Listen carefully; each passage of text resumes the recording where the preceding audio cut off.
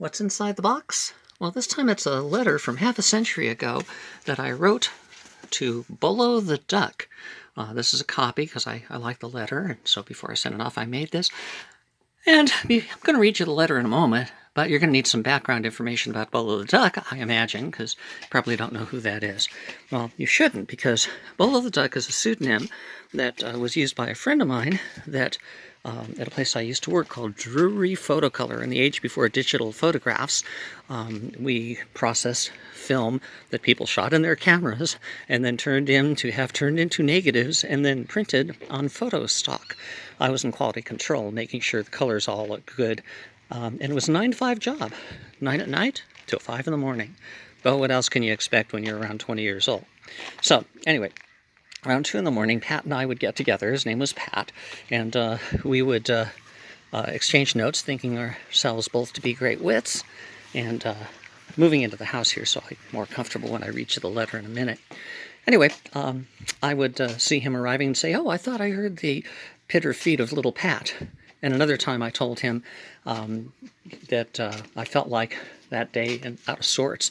Felt like walking up one wall across the ceiling and down the other side. And he looked up at the ceiling thoughtfully and said, "Don't trip over the pipe." Of course, he had his own notions, too. I had once told him something that was both obvious and a little bit gross, and he said, "I should have expectorated that." And another time, he just looked at me and said, "Dreams? I've had dreams. Sometimes I wake up laughing." Well, anyway, that was Pat. And so this letter is pretty self-explanatory, and since I can't hold and read at the same time, you get to basically look at the ceiling here while I read this to you. All right. Consider this a podcast. The visual portion has just ended. And here's the letter from me to Bollo the Duck from some 50 years plus ago. Dear Bollo, is that something like rabbit droppings? So I said to myself, so what if Pat didn't stop by before he left like he said he would? Side note, Pat was going to move from California back to Florida. So I said to myself, so what if I purchased a 6-pack of A&W and picked the fur off the floor? So I answered myself, so what? And then I said, to no one in particular, I know, I said, if I cast a lonely vigil by the mailbox. Well, the die was cast. So for 40 days and 40 nights I perched upon the upper step, taking little solace from my friends and an occasional cup of hot chocolate from my dog.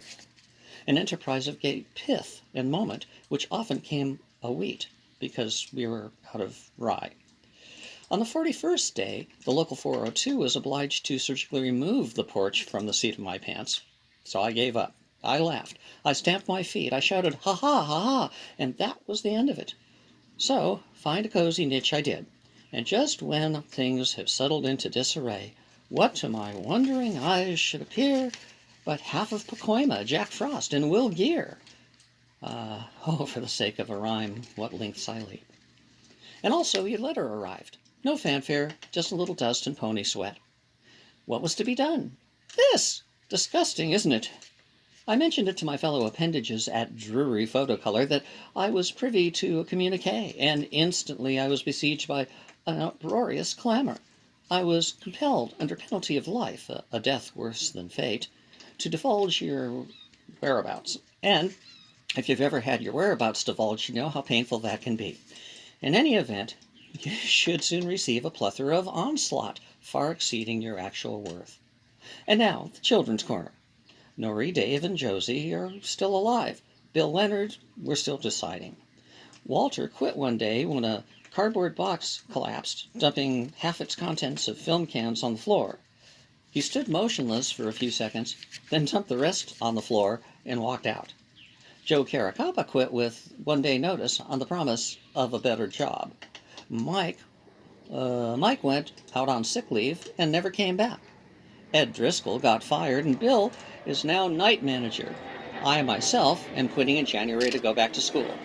I'm glad to hear your friend Bill is doing okay, and also that you have a certain status, having ventured into California and returned alive. Although I, too, enjoy the outdoors, I don't think I could stand keeping myself company in a truck for several hours a day. He had said he'd gotten a job as a truck driver. See, he was a master of history, and he came out to California from Florida looking for work. Couldn't find any because there aren't a lot of jobs for masters of history, so he went back to Florida to be a truck driver. Anyway, I tried driving a truck that once from here to San Francisco and bored myself stiff. I have once more fallen into the life of the lonely celibate, although I did enjoy a brief flurry of discrepancy before my inevitable redundancy, whatever that means. And anyhow, as I have said, and will certainly say no more, gee, lordy, lordy, how the sun do shine. And on that note, he decided to write the rest of this letter sideways. And let me see if I can do that. Here's the letter, and I started writing it that way. I don't know how you can see that. Well, anyway, so I'll see you when I see you, and Mama's apple pie sure used to be good, and you better be good, 'cause one of us ought to. Ought to. 002. I spy that. Your friend, the impeccable Foldrin Schmurd, and me to those who know or love me. Well, that's my letter to Bollo the Duck. And now aren't you feeling much better for having heard it? I knew you would.